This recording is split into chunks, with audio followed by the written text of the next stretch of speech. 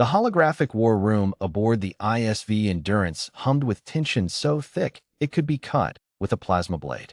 12 alien commanders sat around the circular table, representatives of the Vrethkai Dominion, the Solon Collective, and the Hurathi clans. Allies, technically. Allied with humanity for exactly 37 days, 6 hours, and 14 minutes. Long enough to sign the ceasefire accord with the Drenathi Empire. Not long enough to understand humans at all. Admiral Jack Marin was late. Commander Yivith of the Vrethkai Dominion clicked her mandibles in irritation. The human delays again.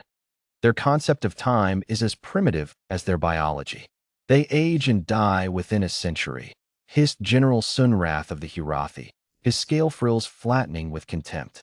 What can be expected of creatures that measure their lives in decades? Lieutenant Mia Vasquez, Jack's aide, and currently the only human in the room, stood at parade rest near the door. She said nothing. She simply waited. She knew where Jack was. The others didn't need to know. Not yet. The ceasefire camp was 40 kilometers from the front lines, in a valley that still smelled faintly of burned ozone and old artillery. The Drenathi had agreed to the neutral zone. Humanity had agreed to the neutral zone. Neither side trusted the other not to violate it, which was why it was deeply inconvenient that a Drenathi transport shuttle had crashed inside the zone 3 days ago, killing the adult crew of 6, leaving 4 survivors. For very small survivors. Admiral Jack Marin sat cross-legged on the cold metal floor of the emergency shelter, completely unbothered by the rank smell of alien young, and was currently in the process of coaxing a thumb-sized rubber feeding tube into the mouth of the smallest Drenathi cub he had ever seen. The cub was maybe 10 days old. Its wing membranes hadn't hardened yet. Its eyes, all 6 of them, were sealed shut. It made a sound like a tea kettle and a cat having an argument, and it squirmed furiously against Jack's palm. "Easy," he murmured. "Easy, little one. I know it doesn't smell right. I know.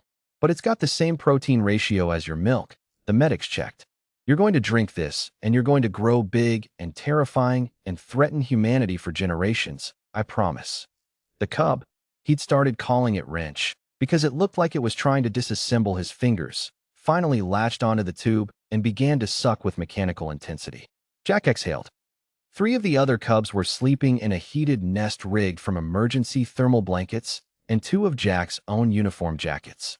The 4th, the one he privately called Gear, had already graduated to a slightly thicker formula and was currently gnawing on the edge of his boot with the quiet determination of something that would absolutely be a warlord one day. His communications badge chirped. "Admiral Marin." Mia's voice was crisp and professional, which meant she was in a room full of people she was actively judging. "The War Council has been assembled for 42 minutes. They're asking for your location. Tell them I'm handling a humanitarian situation." A pause. "That's technically accurate." "It's entirely accurate." Wrench had finished half the feeding tube and was now making a sound that Jack had learned, in 3 days, was the closest a 10-day-old Drenathi could get to content. "I'll be there in 20. Tell Yivith to recalibrate her chronological expectations." Another pause. He could hear, very faintly, Mia choosing her words. "I'll tell her you're on your way." He arrived in 23 minutes. The War Council was not pleased. "Admiral," General Sunrath said, his frills rising in a display of outrage that Jack recognized as the Hurathi equivalent of slamming a fist on a table. "This council has been waiting nearly an hour. We have violations to discuss. The Drenathi have been repositioning artillery units along the—" "I know," Jack said, pulling out his chair and sitting down. There was something dark on his left sleeve. Several of the commanders stared at it. "I received the intelligence reports. That's actually connected to what I need to discuss with you." He pressed a key, and the holographic display shifted to show the crash site. 3 days ago, a Drenathi medical transport went down inside the ceasefire zone. Mechanical failure, confirmed by our analysts and independently by the Solon technical team. "Thank you for that, by the way, Commander Veth." He nodded to the Solon representative, who made a soft chiming sound of acknowledgement. The adult crew of 6 died on impact. There were 4 survivors. He pressed another key. The image of the cubs filled the room. "Silence."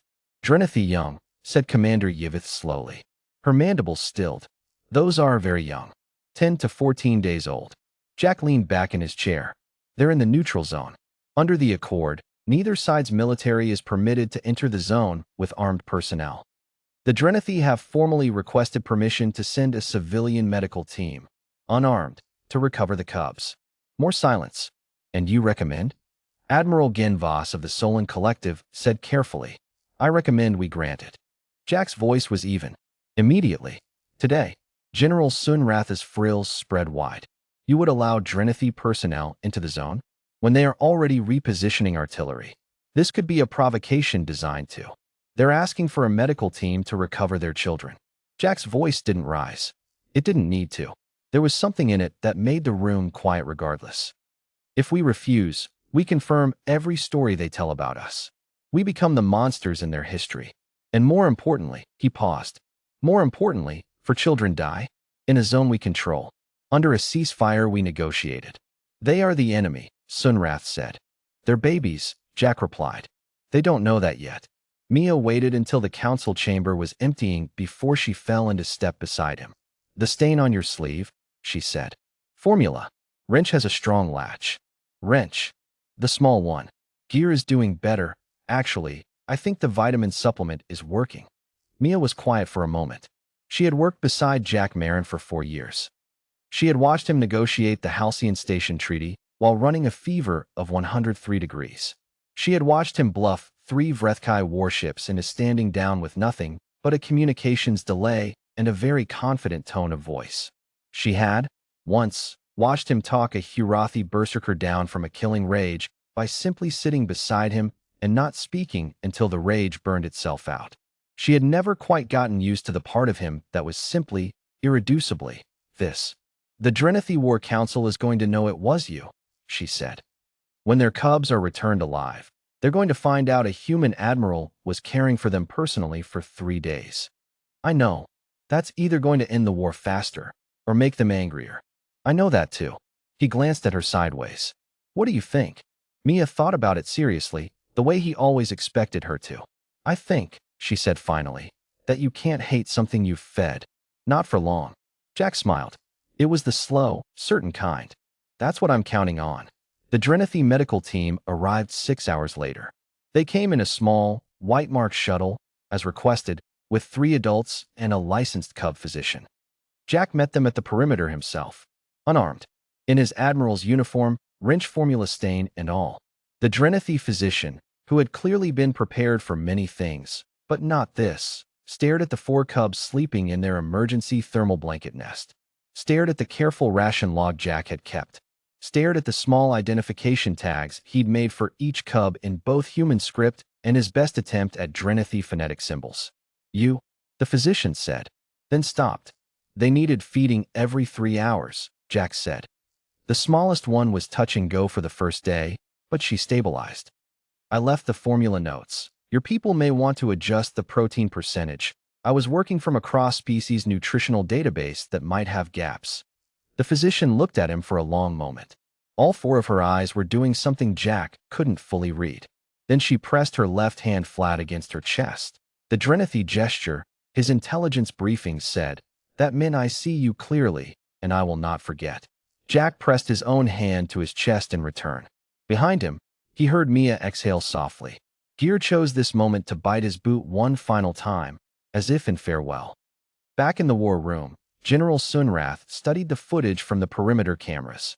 He watched the human admiral stand at attention while Drenethi medics loaded 4 sleeping cubs into their shuttle. He watched the gesture exchanged. He was quiet for a long time. Humans, he finally said to no one in particular, are deeply, profoundly strange.